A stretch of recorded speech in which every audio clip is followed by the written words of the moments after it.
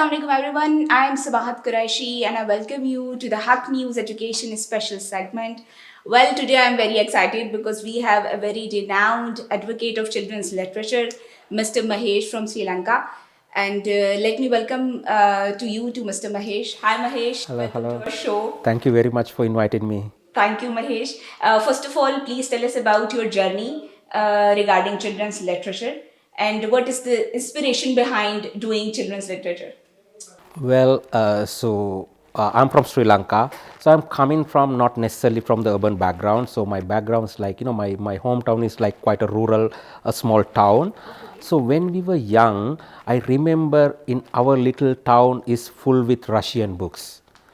And they were very cheap, but some of the best children's literature you can see even to today. So we were inspired in very early age because of this children's literature, because we could have get it like such a cheap price. And my little hometown is quite popular for comics also.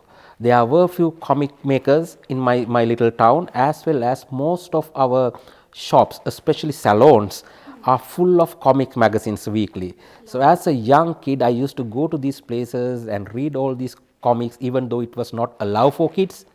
So I used to read those stories. I think later when I start to think myself as a writer and a journalist, that is the biggest influence. So how I learned to read, I'm talking a lot about how child need to learn to read, but for me it's very accidental, and because I was surrounded by this great literature from our comics as well as for the Russian children's literature. After that, I studied and then I came to university. So I studied anthropology because that is something I really wanted to do. I want to be an anthropologist, but I had to find a part-time job to make sure I get some pocket money to survive myself. So I started to work as a freelance writer to a magazine. So that's basically the twist in the story. Yes. So I worked for years until I was in the university. I worked as a freelance journalist and a photographer. And soon after I complete my bachelor, I joined as a full-time journalist into a weekly newspaper as a feature editor. So that is my full-time job. So I was into the journalism until I really joined with the Room to Read, the organization I work with that. So before I joined with Room to Read in 2006, by that time I have published few books. 2001 I published my book. It's a short story book. Then I translated to a folklore from Bangladesh to Sri Lankan language. So that is basically my initial years. But then I focus a lot around the translating books. So far I have translated around 10 books. I have published few children's story books. But my real children's literature journey start around the COVID time, when I got a good break to focus to my writing. But you can say I have already published 2 picture books, which is I consider as my own children's literature work. So that is more or less Since then till now, how many books you have been written or you have been published? Published, I think it's around 15. But most of those are translations from different part of the world. So there are only 4 my own work. So one is my first book, which is a short story book. Then when I focused to the children's literature, I started to write books for children's. So 2020, so my first picture book came out, so which won the state award for the best children's book in Sri Lanka. And what was its title? It's called the They Made It. It's about some kids who are getting rural to urban migration, and how they are facing that the transition. So how they align with their own interests, and how they make the new place is the place they feel the same as when they were in their own city. So that is, then that particular book was recognized by the IBI. IBI is international book for the little kids. It's an international organization. So they recognized that book in 2022 as one of the outstanding book for the disabled children, even though that book is not exactly about disability. So once you get some of this recognition, so you get little more motivated, right? So with that one, I started my next book, which called My Little Secret. I managed to, I was writing that story for a long time, but finally I managed to pitch into one US publisher. 6 months back, they accepted my manuscript. Hopefully in this year, so new books will come out as a English edition from that US publisher. Okay. Acha, please tell us about any memorable moment about visiting Pakistan. There are so many, like, you know, I'm coming to Pakistan for last few years. So basically I like people, to be honest, like, you know, they are very friendly, but as many tourists do, like, you know, food is the best, like, you know, you certainly enjoy the food. But very recently I had a chance to go to Taxila Museum. Taxila Museum is like, you know, as kids we have learned about the Taxila. The Taxila and the Ganda tradition, all these are in our textbook when we were in grade 7, 8, 9. Yes. So we had some idea, but I have never seen Taxila. Since I was like in Islamabad, I thought, like, you know, why not give a try? So I went there, and when I went to the museum, I surprised. So I have visited so many museums. Wherever I travel, I have traveled around 20-25 countries. Wherever I travel, I go to a museum as much as I try to do. Like even this museum here, I have visited before. When I came here first time, I heard there's a museum, I came to this NBF museum also. But Taxila Museum is something like, you know, extraordinary. And the collection, I don't think any, there may be very few museums have such a rich collection and such an old collection. For me, there are so many memories. I like food, I like Qawwali music, I like people, but like, you know, going to Taxila is very memorable because I can see what we had in history. We were such a rich culture and we had so many things, and you surprised to see amount of toys they found in these sites for little kids. The toy car to the dinosaur to everything. So by looking at, like, you know, what happened like so long and what kind of a people we were is amazing. So I would say, like, you know, Taxila is one of my favorite place, even though I visited so many other places in Karachi and Lahore. I would call, like, you know, Taxila is a major thing, and I really feel like, you know, all the people around the world should get that opportunity, come to that museum and like see that place, so they will understand, like, you know, Pakistan is such a rich place. And every time, like, you know, yesterday I was watching a TikTok, and someone is like asking what is this flag is, like very common show, right? They were showing it's a Pakistan. So people ask, what do you know about the Pakistan? Most people were talking about the war or terrorism, something like that. So they have no clue what we have. I think because they don't idea about the rich culture and good people of Pakistan. Exactly. So for me, coming here, interacting with the people, going to this place, so I can see how rich Pakistan is. So I think everyone should get that opportunity to come and see. So then they will change their perception of Pakistan if they have any bad feeling about the Pakistan. So are you planning to write any story about Taxila Museum visit for Pakistani kids as well as international kids in future? I was suggesting to one of my colleagues to write a book about Taxila. I don't need to take that credit because I thought, like, you know, someone from Pakistan can take that honor to produce something for their own kids and to the globe. But Pakistan is such a special place because it's full of stories. I always say, when you have people on the road, people are everywhere, and you have such a culture of food and interaction, it's a like, you know, a treasure. For me, I see Pakistan as a writer, I feel like, you know, Pakistan is like, you know, really a gold mine for a writer. There are so many stories, but it's a matter of, like, you know, how long you can dig, how much you can spend time to, like, you know, get the treasure out. So I feel I found few. Especially I want to tell you, like, you know, when I was in Karachi, I had the opportunity to go and meet Leari community, especially the young girls who play football. So every girl want to play for Pakistan. And they are very young, they are under 11, there are some girls age 8. And I talked to everyone, they said, why do you come? They said, we want to represent Pakistan. And then I talked to them, like, what are the challenges they face? They are facing all sort of challenges, can, like, you know, give into the society. But they don't want to stop. they want to come and they want to be the football stars, like, you know. So I felt about that story. So I'm writing a story. I'm trying to work with one Pakistani illustrator to work on that one. But for me as a writer, I feel like, you know, Pakistan is a gold mine. There are so many stories, and if someone seriously, carefully look at that one, they will find a lot of stories. For me, certainly I will write one about the football team and the girls, but there are so many in my mind. I don't want to write all these stories by myself. So what I'm doing is I'm sharing these ideas with my fellow writers from Pakistan. So I'm sure they can write some of these stories for Pakistan kids. Lovely, lovely. Ajay, tell us about the good structure of a good children's story. What main things a children's story should have? See, the children literature has evolved a lot. And historically, we know with the religious influence and early ages, so it's more like, you know, moral education. Yes. We have seen it's very much in our part of the world also.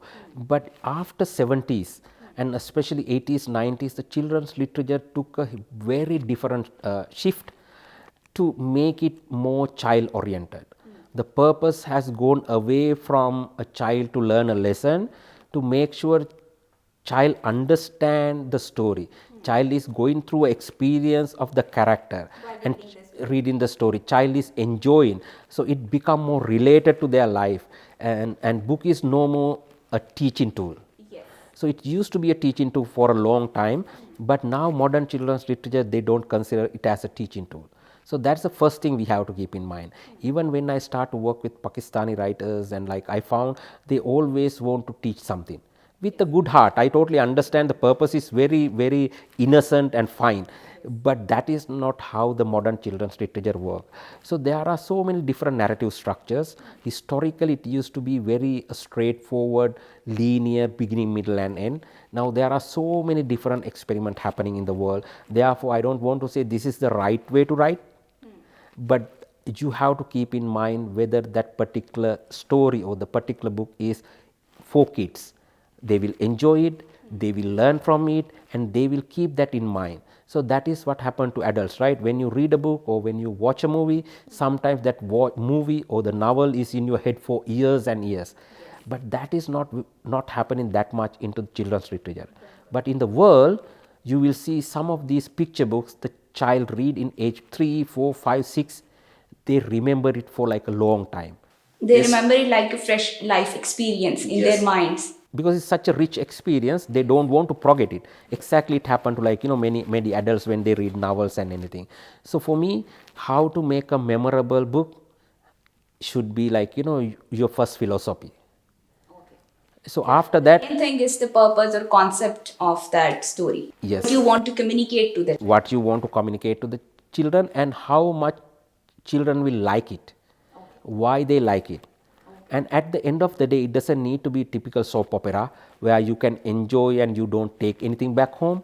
So it can be a proper story which child can enjoy as well as they can take some lessons home. The lessons are not the writer is teaching to the kids. The lessons are which the character learned during the story. So these learning will be the reader's learning also. Therefore, the real learning for the reader. Exactly. So they will make a judgment. It's not someone said you to follow that one, but you see someone like you facing the same situation. You see how that character is responding and overcome the situation. So the reader take it as a example. Exactly, that is how we do as adults also. We look at, like, you know, what are the good things other people do. It can be religious people or, like, you know, senior people. We just follow them. So basically the kids follow the characters. So that is why it is important to have a strong children's literature. Otherwise, there are no enough guidance. Because for children, they are little tired of the parents' guidance.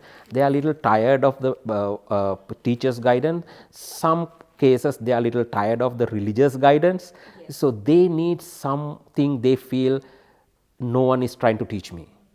If the child feels book is trying to teach me something, in that very moment they will not read it. Yeah. So you want to bring that out. The child feel this is a very nice experience.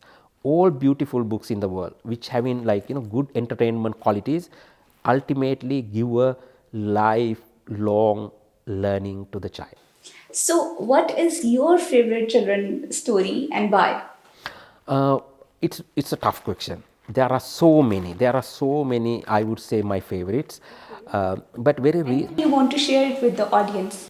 no, very recently, like it's not very recent. Like few years back, there was a book came in US from a Mexican writer and illustrator. She was like migrant from Mexico to USA, and the book called Me and My Fear. So it's talk. I read it as well. Okay, It's a lovely book. very good. So that is a very difficult subject. The fear is such a subject every child go through in their life. Even as adults we go through, and to understand fear is not something bad. Fear is something very common. Fear is something you can overcome. Like these are very difficult lessons for kids. But that particular book put all these elements into a nice way, make, like I always say, it's like one of the best masala to bring the best out of it. So when you read that Me and My Fear, child doesn't get scared.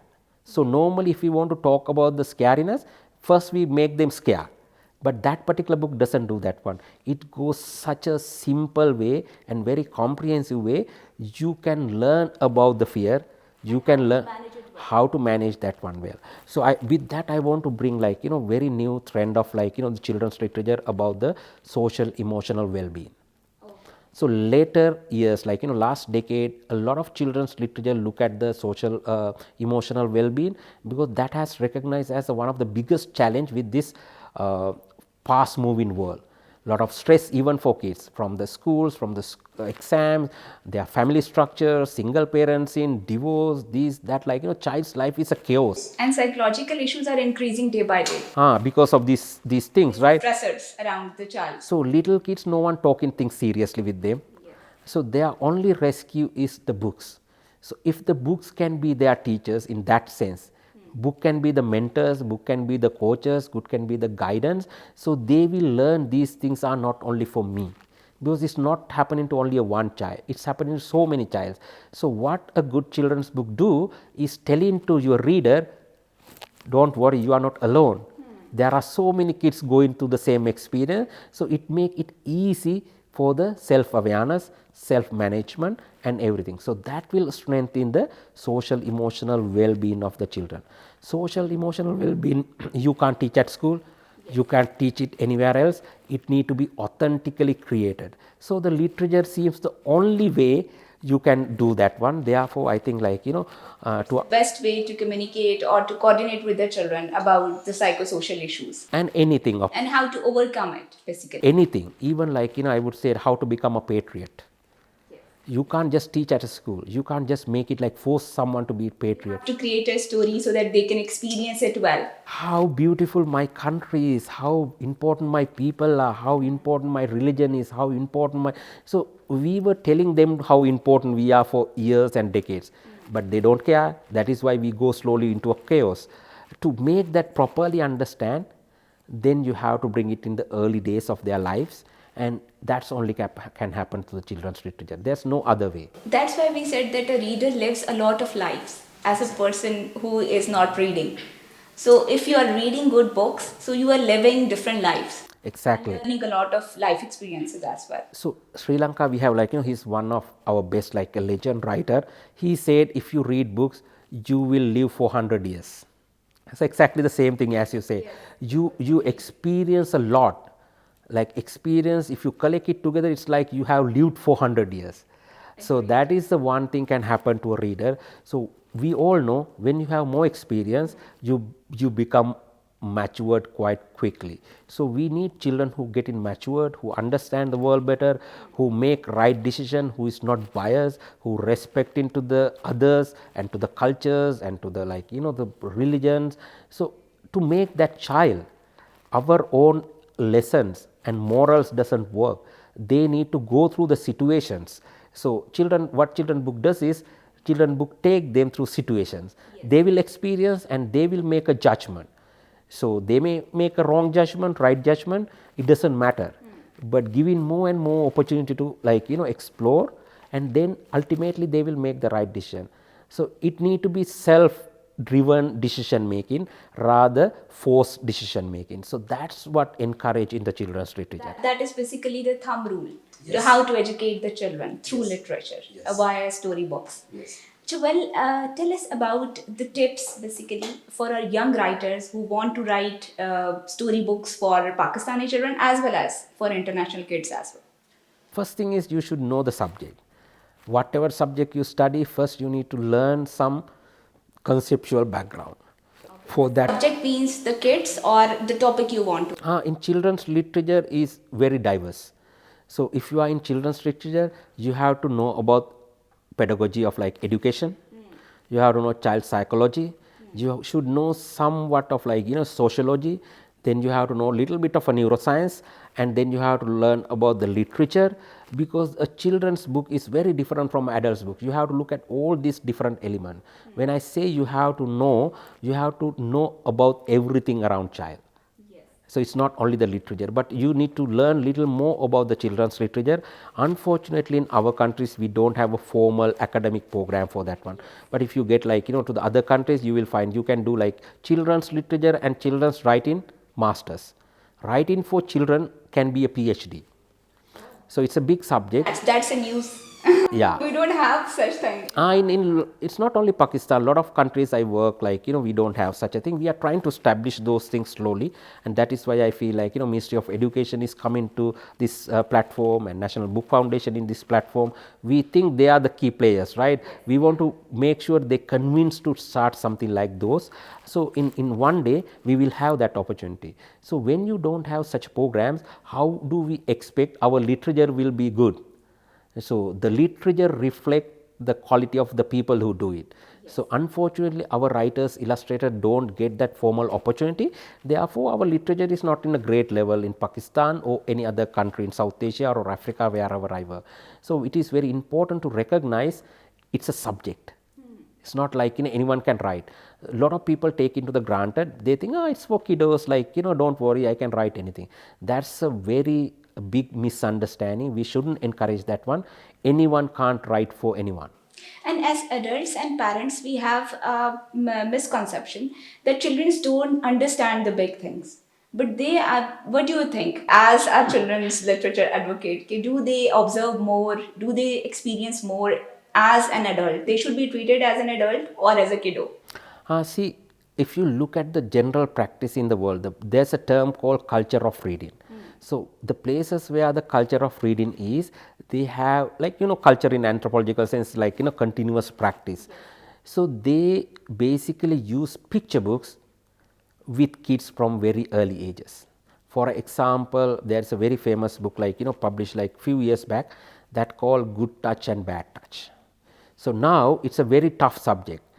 A mom is teaching to the girl, when someone comes to you, when someone touch your face or your hand or your shoulder or your head, how you can recognize that is a good touch or a bad touch. It doesn't say don't do anything to the stranger or do like that. So our books are always don't and do's. But the mother is explaining how you can recognize those things. So this is a very difficult subject, right? And child abuse is very common. Very common also. In Pakistan, and we don't know about it. Exactly. Children don't know, parents don't know how to differentiate between good touch and bad touch, as you said earlier. Exactly. So that book, now it's used for the read aloud. In those part of the world, when a child go to the bed mostly, they read aloud books. And in preschool, they read aloud books. At primary school, they read aloud book. At library, they read aloud book. So when you do read aloud, there is adults in the middle between the book and the child. Yes, they act as a bridge. Exactly. You can explain things which is beyond the book, and the child can ask questions also. So you can clarify. So that is a practice these countries do from age 3 to 7. Until child learn how to read, then she can read and comprehend by herself. But up to that point, adults in the middle who support into the understand difficult concepts, because in the world these difficult concepts are becoming more and common for kids, because they get exposure to social media. There's a television is very common now, so you can't hide things from the kid. Only thing is you have to give more and more exposure in a better way. Rather allowing child to watch a TikTok to learn about what is a good touch and bad touch, you better to create a book and read it aloud to your kids and make it clearer for them. So why kids are going to TikTok or other media? Because they don't see their adults are make them aware about that thing enough. So they go outside trying to find the solution for their problem. That we don't have that relevant topics in books. Exactly. They are going to social media. They have no choice, right? So that is we have to understand. We just can't say don't go, because they are curious. They want to learn about that one. See, if we have books, we can use books as a tool, and then they can understand it better. And even we are talking about the future citizens and technology, AI and everything. And a lot of people ask me, what's the point of reading in this age of AI? But I always say, how someone will understand what is AI if she can't read? Yes. And how you provide a better prompt to the AI if you can't write beautifully or nicely? So the reading is not just for fun. It was misunderstood. Reading, especially for kids, it's a big process. It serves a lot of purpose, especially child's cognitive development, social emotional development is two key factors. And I don't know, our parents, our school systems, our governments are really thinking about that one in that perspective. Everyone thinking like, oh, reading is not a big deal. But if you look at like developed countries where the culture of reading is more stronger, they value the book. Adults are valuing the book. They want to take their child to the library, because they know if my child learn to read, she learn one of the best life skill in her life. But we don't take it as, we think like it's just a subject at school. We took books as for granted. Exactly. That they are not important in our life. So a good reader could be a good human being. Exactly. The purpose of literature is making a good human being, right? So it's adult literature or children's literature. But for the government, especially when you set a national agenda, you make, okay, in 20 years I need this kind of people in my country. So the foundation is set by the children's literature. That is why government need to focus more into the children's literature, because otherwise they can't make people who are having a good psychological well-being, who really respect to the society, responsible, and they have enough skill to contribute to the economy, all these aspects. But now education is only just making people to work, the workforce. That is how our education need to shift. For example, Scandinavian countries, how Finland changed their education, why they change it, why they don't do like us. The reason is they don't want to make mechanical employees. They want to make good citizen. Good citizen and good human being. Good human beings, so they can contribute very positively to the economy. So for us, from preschool, we want to make child a doctor, engineer or a professional. So that is where our education fail, and that is where we devalue the books, because we think book is a disturbance. And I think it's not an issue of the parents. This lot of parents don't understand. So it's a job of ministries, educators, NGOs, journalists to make those adults aware about that. About the importance of reading. Importance of reading in the sense of how it can really influence to make your child a great person, to make holistic growth. Parents will do anything. If the child asks fried chicken, they will buy it. But why not a storybook once per month? And if there is a demand for a book, some people can start libraries. So I think it is a matter of adults. We are slowly forgetting the value of the books, because we are looking ourselves as just an economical animal. Our life is to do the jobs and earn money, but it's much beyond that one. And social security and community feeling is all matter that only can come through children's literature and the literature in general. So therefore I think for governments, larger bodies, they should strategically think, otherwise our education, our children will be in the same as we see for last few decades, because our kids are passing the exams, our exam benchmark are becoming higher, but still our society doesn't grow as it is. It doesn't reflect. We are just in a race of taking good grades and getting a good job. Exactly. Not to be a good human being or empathetic person. Exactly. So that only can come through the literature. Only you will learn this, because see, empathy is a big deal in children's literature. You look at so many characters from that perspective, and you understand the what is the even the race of the exam and where you need to put yourself. So what lot of countries try to do is make a child self conscious, self decision maker. Yes, this is very important. Very important. So, in the end, what do you want? What's your message for our audience? I would say we should keep working. Yes. And the writers, illustrators who got that passion should come up and work with publishers. I know it's not very enable environment as such. There are issues, but this should be our responsibility in this point of time. This is not going to be another way of earning money. You will get a little money by working for children's literature, but you will not become like a full professional employee. Therefore, if you have a passion, I really want you to come and contribute through whatever way you can do. The second one is children's literature is not limited to Pakistan. I know several Pakistan writers who are contributing and writing books to the whole world.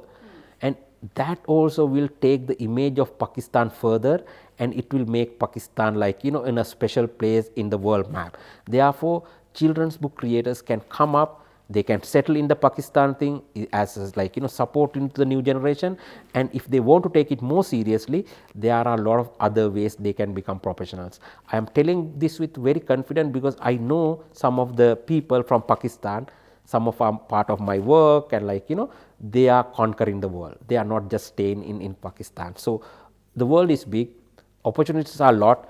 It's what matter is your commitment, your learning, and you bring something special with your passion and empathy. So I think if you can do that one, you will be a great contributor to build the next generation of children in Pakistan. Thank you so much, Mahesh, for joining us and sharing your journey with us.